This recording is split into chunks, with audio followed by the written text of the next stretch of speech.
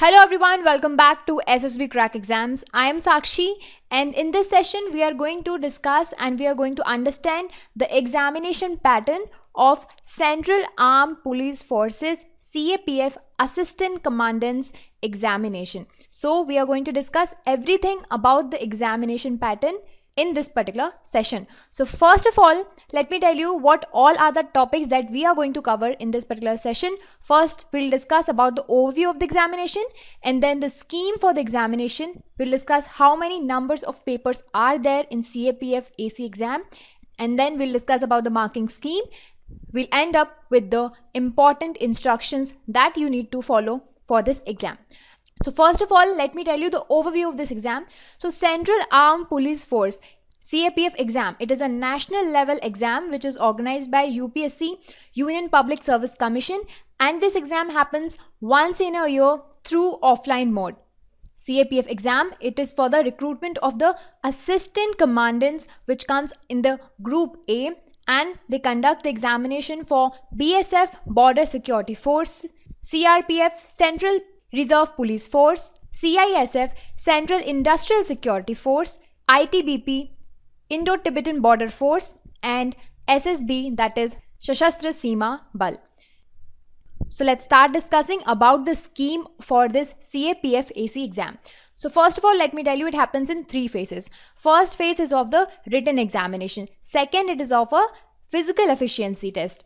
And third is of the personality test, or you can say interview. So first, written examination, we are going to discuss in detail and in depth, and the candidates who are declared qualified in the written examination, they will be summed for the physical standards, physical efficiency test, or you can say medical standards test. And the candidates who are qualified in the medical standard test, they will be called for the interview or the personality test, that is the third phase, that are to be conducted by UPSC. So talking about the written examination, so there will be two papers. Paper 1, it will be conducted from 10 a.m. to 12 p.m. The paper 1 is of 2 hours, and the total marks allotted to paper 1 are 250 marks.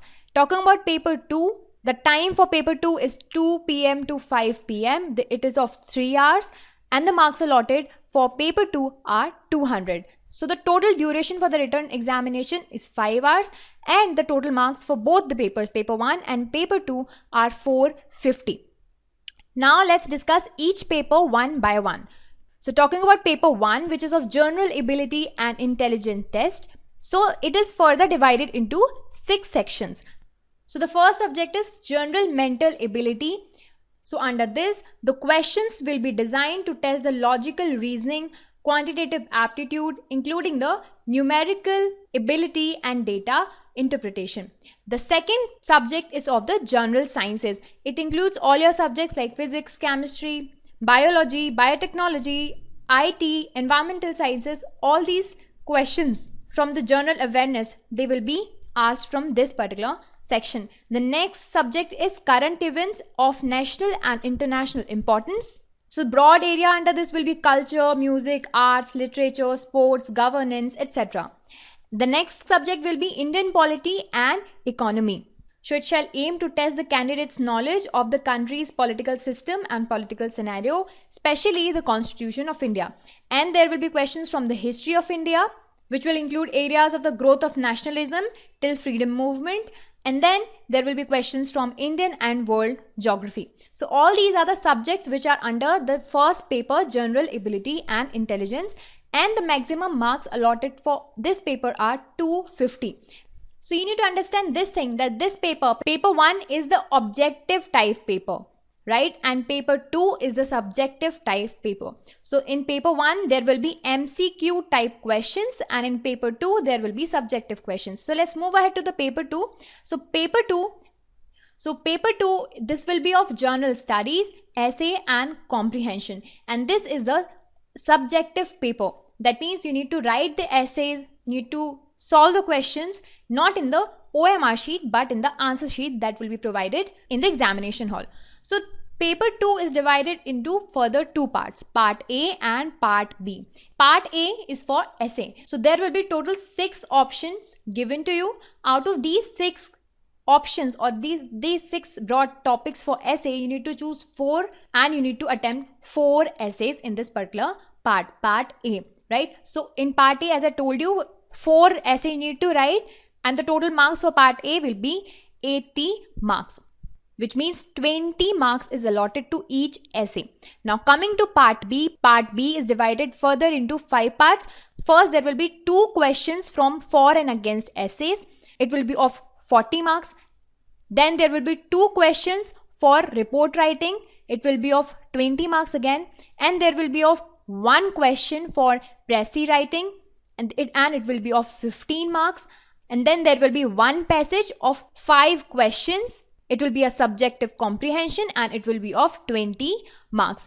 Moving ahead, next is the grammar section. So in grammar, there will be 20 questions and they will be of 25 marks. So the total number of questions from this paper 2 will be 34 questions, and marks allotted to paper 2, maximum marks for paper 2 are 200. Now guys, coming to the marking scheme for this examination. So as you already know, in the paper 1 general ability and intelligence test, there will be total 250 marks. But there will be 125 questions which will be in the form of MCQs, multiple choice questions. So for each correct answer, you will get 2 marks, but there is a negative marking as well.